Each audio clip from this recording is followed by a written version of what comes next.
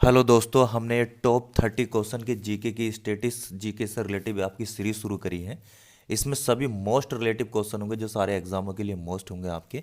Everyday ये 30 question चलेंगे। अगर आप इससे जुड़े रहे और एवरीडे आपने 30 क्वेश्चनों को भी रिमेंबर किया तो आपके जीके का जो आपका लेवल होगा बहुत बढ़ जाएगा। चलिए पहला प्रश्न देखते हैं आज का। हमारा पहला प्रश्न है, स्थल मंडल की सबसे निचली परत को क्या कहते हैं? सीमा, सियाल, निफे कहते हैं। तो इसका सही आंसर हो जाएगा निफे, निचली परत को कहा जाता है। आज का अगला प्रश्न देखते हैं हम। याद रखिएगा स्थलमंडल की सबसे निचली परत कौन सी है? निफे है। कालीबंगा का शाब्दिक अर्थ क्या है? तो आपकी ये सिंधु सभ्यता से रिलेटिव क्वेश्चन पूछा जाता है। तो कालीबंगा का शाब्दिक अर्थ है काली चूर्ण, या उसका शाब्दिक अर्थ कहा जाता है। तो याद रखिएगा काली चूड़ी से मशहूर कौन सा शब्द है? कालीबंगा को ही काली चूड़िया कहा जाता है। गुरुत्वाकर्षण की खोज किसने की थी? न्यूटन, डॉल्फिन, लॉर्ड कर्नल या क्रेंज ने की थी? तो इसका सही आंसर है न्यूटन ने जो है गुरुत्वाकर्षण की खोज की थी। चलिए आज का अगला प्रश्न देखते हैं। भारतीय मानक समय किस पर आधारित है? हमारा जो भारत का जो समय देखा जाता है तो वो कितने आपके देशांतर पर देखा जाता है? 82.5 30 डिग्री पूर्व देशांतर, 82.5 डिग्री 30 मिनट पश्चिमी देशांतर, 82.5 डिग्री 30 मिनट उत्तरी देशांतर, या 82.5 30 पूर्वी अक्षांश पर देखा जाता है। तो इसका सही आंसर है हमारा 82 डिग्री 30 मिनट पूर्वी देशांतर पर हमारा भारतीय मानक समय है। आपको बता दें कि भारतीय मानक समय हमारे भारत में 5 राज्यों से होकर गुजरती है। कौन सा राज्य उत्तर प्रदेश के सबसे पूर्वी भाग पर स्थित है? इस तरह का क्वेश्चन आता है तो आपको ऑप्शन में से ही देखना है, अरुणाचल प्रदेश, राजस्थान, उत्तर प्रदेश या पंजाब। तो इसका सही आंसर हो जाएगा अरुणाचल प्रदेश हमारा पूर्वी भारत का राज्य है इन ऑप्शन के हिसाब से। चलिए हम आपका अगला क्वेश्चन देखते हैं। आज का हमारा अगला क्वेश्चन है स्कर्वी किसकी कमी से होता है? ए, बी, सी। तो जो आपका स्कर्वी रोग जो होता है तो आपके किसकी कमी से होता है? विटामिन सी की कमी से हमारी बॉडी में स्कर्वी रोग हो जाता है। चलिए आज का अगला प्रश्न देखते हैं। संविधान के प्रारूप समिति के चेयरमैन कौन थे? जब आपका संविधान बना था तो उसकी समिति के चेयरमैन किसको बनाया गया था? महात्मा गांधी जी को, भीमराव अंबेडकर को, सरदार पटेल को या जवाहरलाल नेहरू को? बिल्कुल सही, इसका सही आंसर है डॉक्टर भीमराव अंबेडकर को संविधान प्रारूप समिति का चेयरमैन या अध्यक्ष बनाया गया था। अगला प्रश्न देखते हैं। नींबू और संतरे में कौन सा विटामिन पाया जाता है? हाल ही के एग्जामों में भी देखा गया है क्वेश्चन, आपके पैट में भी पूछा गया था, तो सभी को पता है इसका नॉर्मल आंसर। इसका सही आंसर है विटामिन सी। लेकिन कभी कभी एग्जाम में ध्यान दीजिएगा कि विटामिन सी ऑप्शन सी की ना करके वो बी पे कर देता है, तो ये भी थोड़ा सा एग्जाम के रिलेटिव ध्यान रखिएगा। आज का अगला प्रश्न देखते हैं। लक्षद्वीप की राजधानी क्या है? दिल्ली है, पटना है, निकोबार है या करवत्ती है? तो इसका सही आंसर है कवरत्ती आपकी जो है लक्षद्वीप की राजधानी है, याद रखिएगा। चलिए आज का अगला प्रश्न देखते हैं।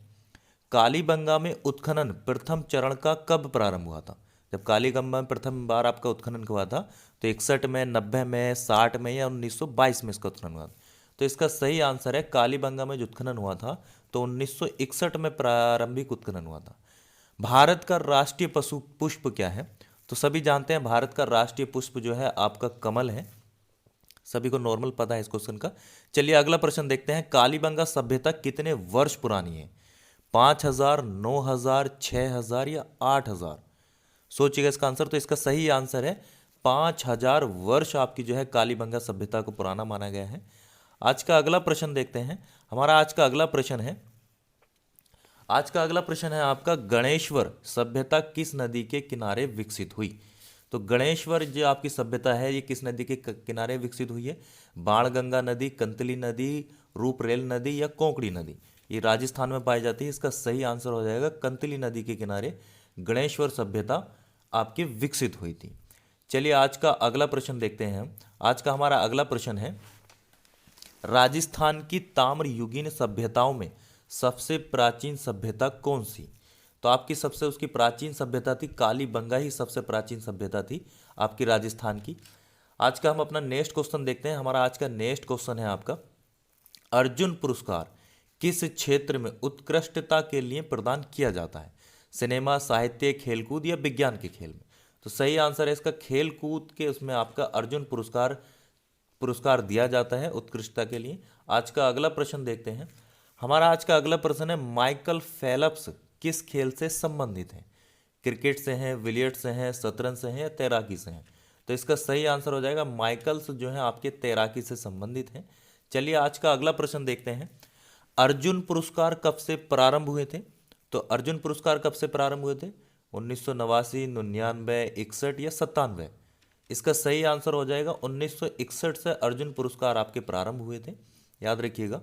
आज का हम अपना अगला प्रश्न देखते हैं। सर डॉन ब्रैडमैन किस खेल से अंतर्राष्ट्रीय ख्याति प्राप्त की है इन्होंने? ये अंतर्राष्ट्रीय स्तर के खिलाड़ी थे, तो ये सर डॉन है। तो आपका इसका सही आंसर है क्रिकेट के ये सर डॉन ब्रैडमैन है। अगला क्वेश्चन देखते हैं हम आज का हमारा अगला क्वेश्चन है चूने का पत्थर कौन सी सेल है? तो चूने का पत्थर का कौन सा सेल है? इसमें परिवर्ती है, अग्नि होती है, अवसादी होती है या ज्वालामुखी होती है? तो आपके चूने पत्थर की कौन सी सेल होती है? वो अवसादी सेल होती है। आज का नेक्स्ट प्रश्न देखते हैं आज का हमारा नेक्स्ट प्रश्न है आपका, जिन सेलों का निर्माण पिघले पदार्थों अर्थात लावा के जमने से होता है उन्हें क्या कहा जाता है? अगर एक बार भी आपने पढ़ा होगा तो आपको पता चल ही गया होगा। इसका सही आंसर है अग्नि शैल, क्योंकि अग्नि शैल ही पृथ्वी के अंदर होते हैं जो लावे के रूप में जमा होते हैं, और जब ज्वालामुखी फट जाती है तो वो अंदर से मैग्मा बोला जाता है, और जब बाहर निकलते हैं तो वो लावा कहा जाता है और आपके अग्निशैल होते हैं। कौन सा सिंधु नदी सभ्यता का स्थान अब तक पाकिस्तान में है? तो याद रखिएगा कौन सा आपका पाकिस्तान में, हड़प्पा जो है अभी भी उसका ज़्यादातर हिस्सा पाकिस्तान में ही है। चलिए आज का अगला प्रश्न देखते हैं। हमारा आज का अगला प्रश्न है आपका अगला प्रश्न है, वायुमंडल की किस परत में विद्युत आवेशित कण पाए जाते हैं? समताप मंडल, आयन मंडल, वायुमंडल या क्षोभ मंडल? तो इसका सही आंसर हो जाएगा आयन मंडल। वायुमंडल की आपकी जो है विद्युत आवेश किस कण में, किस परत में पाए जाते हैं? तो याद रखिएगा आयन मंडल में इसमें पाए जाते हैं। आज का हमारा नेक्स्ट क्वेश्चन है, वायुमंडल की कौन सी गैस सूर्य की परावैंगनी किरणों को सोखती है? ऑक्सीजन, ओजोन, नियोजन या हाइड्रोजन? इसे पृथ्वी का कवच भी कहा जाता है, याद रखिएगा। ओजोन जो है आपकी वायुमंडल की परावैंगनी किरणों को सोख लेती है, इसी वजह से इसको पृथ्वी का सुरक्षा कवच भी कहा जाता है। चलिए आज का अगला प्रश्न देखते हैं हम। आज का हमारा अगला प्रश्न है, राष्ट्रीय रक्षा अकादमी कहाँ स्थित है?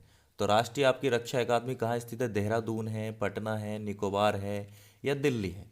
तो इसका सही आंसर हो जाएगा राष्ट्रीय रक्षा अकादमी आपकी जो स्थित है तो वो आपकी देहरादून में स्थित है। चलिए आज का नेक्स्ट क्वेश्चन देखते हैं। वायुमंडल में जलवाष्प कहाँ से पहुँचती है? जो वायुमंडल में आपके जलवाष्प हो जाती है तो वो कहाँ से पहुँचती है? नदियों, झीलों से, बर्फ से, पर्यावरण से या स्थल मंडल से? वैसे तो सभी से कुछ ना कुछ पहुँचती है, लेकिन ऑप्शन के अकॉर्डिंग सबसे पावरफुल आपका ऑप्शन कौन सा होगा? तो आपका सबसे ज़्यादा याद रखिएगा जलवाष्प नदियों, झीलों से ही आपके जलवाष्प वायुमंडल में पाई जाती है। आज का नेक्स्ट क्वेश्चन देखते हैं। प्रकृति में ऊर्जा का प्रमुख स्रोत क्या है?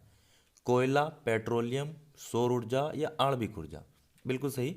इसका सही आंसर है प्रकृति में जो आपका ऊर्जा का प्रमुख स्रोत है तो वो आपका सौर ऊर्जा ही इसका प्रमुख स्रोत है। चलिए आज का नेक्स्ट प्रश्न देखते हैं आज का हमारा नेक्स्ट प्रश्न है, निम्नलिखित में से कौन सा तत्व पौधों के विकास पर प्रभाव डालता है? यानी आपके जो पौधों का विकास होता है तो इसमें कौन सा तत्व सबसे ज़्यादा प्रभाव डालता है? मृदा में मौजूद रासायनिक पदार्थ डालते हैं, ह्यूमस डालते हैं, सौर ऊर्जा डालता है या ये सभी डालते हैं? तो इसका सही आंसर हो जाएगा ये सभी उसके विकास में प्रभाव में डालते हैं। मृदा में मौजूद रासायनिक पदार्थ भी, ह्यूमस भी और सौर ऊर्जा भी। चलिए हम अपना अगला प्रश्न देखते हैं। हमारा आज का अगला प्रश्न है, पृथ्वी पर कितने कैलोरी सौर ऊर्जा प्रति वर्ग प्रति मिनट प्राप्त होती है? यानी पृथ्वी पर जो आपकी सूर्य से आती है तो वो याद रखिएगा 1.94 ग्राम पृथ्वी पर आपकी कैलोरी सौर ऊर्जा प्रति वर्ग प्रति मिनट में प्राप्त होती है। आज का अगला प्रश्न देखते हैं, स्टार्च एक प्रकार का क्या है? कार्बोहाइड्रेट है, वसा है, प्रोटीन है या विटामिन है? बिल्कुल सही, इसका आंसर है कार्बोहाइड्रेट है। स्टार्च एक प्रकार का क्या है? कार्बोहाइड्रेट है। चलिए आज का अंतिम प्रश्न देखते हैं। आज का हमारा अंतिम प्रश्न है, पर्यावरण अध्ययन की प्रकृति क्या है? एकल अनुशासनिक है, द्वि अनुशासनिक है, संकुचित है या बहु अनुशासनिक है? बिल्कुल सही, इसका सही आंसर है बहु अनुशासनिक है। देखिए आपके 30 क्वेश्चन है, डेली ही आपने 30 क्वेश्चन अगर आपने पढ़े और आपको ज़्यादातर पता है या आपने सीख लिए हैं तो आपका जीके का लेवल काफ़ी बढ़ जाएगा।